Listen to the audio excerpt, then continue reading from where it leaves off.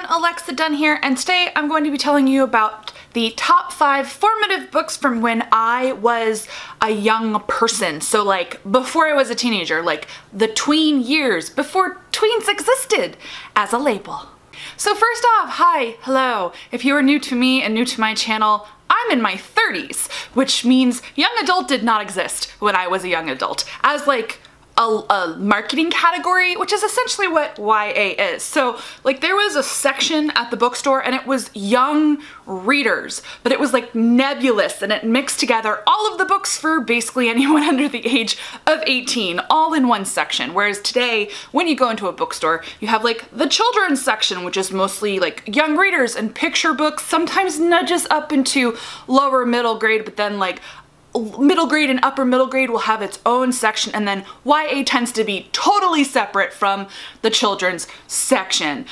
I should probably stop talking and just tell you about books, right? So I thought it would be fun to tell you about these 5 formative books that essentially hugely impacted me, not only as a reader, but as a writer when I was a much younger reader. So these are things that I kind of read between like the age of like 9 and like 14 or 15. So kind of that formative, angsty, puberty hitting stage. And I definitely think these books informed my reading tastes up until now, and definitely my writing. So the first book for me is The Giver by Lois Lowry. I read this when I was in 5th grade, so I must have been 10. The Giver was essentially my gateway book into speculative science fiction. The Giver is essentially the first YA dystopia that ever existed. I mean, like technically, like it was the one that like changed the game long before there was a label for it. I loved the whole idea that they could only see in black and white, but then Jonas starts to see color, and the ideas of kind of the oppressive, rigid structure of being told what your career is, and of course the awful things that happen to some of the girls in the book, and I just love that book. I've read it so many times. It takes you on such an emotional journey, and especially reading it as a 10-year-old blew my mind, and I think it's the reason I love speculative science fiction so much. The next book that was super formative for me was The Weston Game by Ellen Raskin. The Weston Game is basically like a kid's version of an Agatha Christie novel where, you know, a wealthy relative has died, all of the relatives are gathering for the reading of the will, but something is afoot, and of course it takes I believe she's 11 years old, you know, a kid who was my age to crack the mystery of what the heck was going on, and she had to navigate all these eccentric relatives. I just loved it. It's this fantastic page-turning mystery. As I said, it's like baby Agatha Christie. I remember exactly where I was when I read it. I was on a road trip with my mom and our neighbor to a lake house in North Georgia, and I ignored everyone. I was incredibly antisocial. I did not speak. I read. I remember just in the car, and we got to the lake house, and I was reading. I was like, I can't talk to you. I'm almost done with this book. So really, that was my first crazy page-turning mystery, well, not quite thriller novel. And you know what one of my favorite genres to read now? Page-turning thrillers. So Weston Game for sure, super formative novel for me. The next formative book for me was Jacob Have I Loved by Katherine Paterson. This was definitely another assigned reading book for me, but it was one of the few books I had to read for school that, I don't know, it's the first book I remember evoking a strong emotional reaction in me. I remember relating to the main character in the book so intensely. So Jacob Have I Loved is about 2 twins, and it's told from the point of view of the one who considers herself the lesser twin. She and her twin sister are fraternal, and so her other sister is way prettier than she is. She's more social, more outgoing, and the narrator twin is of course in love with a guy, and he ends up falling in love with her sister. It's a feelings novel for sure, and it turns out I love feelings novels. I love writing feelings novels, and it just has this kind of beautiful and bittersweet storyline and ending, and I reread it so many times because I loved the emotional, like the way it tugged me from the back of my navel. So Jacob Have I Loved, one of super formative book for me in terms of character and emotions, and just hardcore relating to a very feeling-centered narrative from a girl, you know, a girl POV to which I could really relate, which again, hallmark of YA.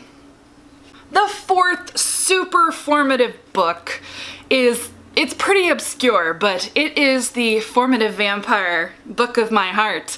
No, it is not Twilight. This so predates Twilight, and let me tell you, when I meet someone who knows what the heck this book is, we both kind of like look at each other and go, oh my god! It is The Silver Kiss by Annette Curtis Klaus. This book came out in the early 90s, and I would definitely call it kind of like proto-Twilight. It is about a girl, her mother is dying of cancer and she's sad with a capital S, and this beautiful and mysterious boy shows up, and it's kind of a quiet romance, except, you know, of course the boy is a vampire, but it's this beautiful examination of kind of grief and humanity and what it kind of means to, you know, choose to live and choose to, you know, process your grief. And it's just swoony and romantic, and it's very emo and vampires, and again, I read the book over and over again, and very few people have heard of it, but it's still out there and kicking. I do recommend it. It is a fantastic novel. I consider this one kind of my gateway into, you know, vampires and paranormal feelings fiction, and then shortly, a few years after I read it, discovered Buffy the Vampire Slayer. That started airing, and so it's like all part of the trajectory of me loving kind of dark, emo, you know, kind of urban fantasy type stuff. And then last but certainly not least, the fifth formative book that is actually a book series and is even more obscure than The Silver Kiss, and it is the Love Stories series. I'm going to link you down below. I did discover there's actually a Goodreads list of these, so someone else remembers these books.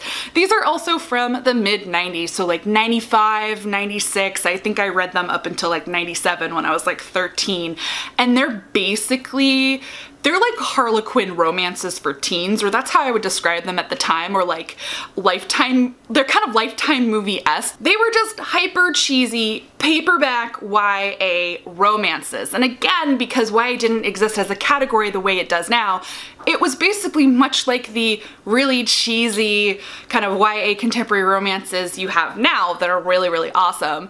But at the time, like, I discovered this series and I just mainlined them. They came out with a new book every few months, and I remember, like, it was like event television for me. I'd be like, Mom, we have to go to the bookstore. The new Love Stories book is coming out. Like, I have to see if they have the new one. And I would read it, whatever it was. And I mean, they were cheesy. Like, there was one I remember called Sharing Sam, where like this girl likes this guy, but her best friend is dying of cancer, and her friend also likes the guy, and so the girl, the main character, sacrifices like her happiness with Sam and like pushes him towards her dying friend. Like, ultimate cheese fest, guys. It was also, there was one that was a blatant retelling of Sabrina, and I love that movie, and even at that age I connected it. I was like, this is a retelling of the Harrison Ford movie. You can do that? I later saw the Audrey Hepburn one, guys, which is like vastly superior, but I digress. Like, it's like blowing my mind with romance retellings. So, Love Stories, oddly formative. No one's ever heard of them. I have never run into a single person who also read these. So if you are my age and you are out there and you know what the heck I'm talking about, holler at me in the comments. So those were the 5 very formative books or book series that I read as a tween.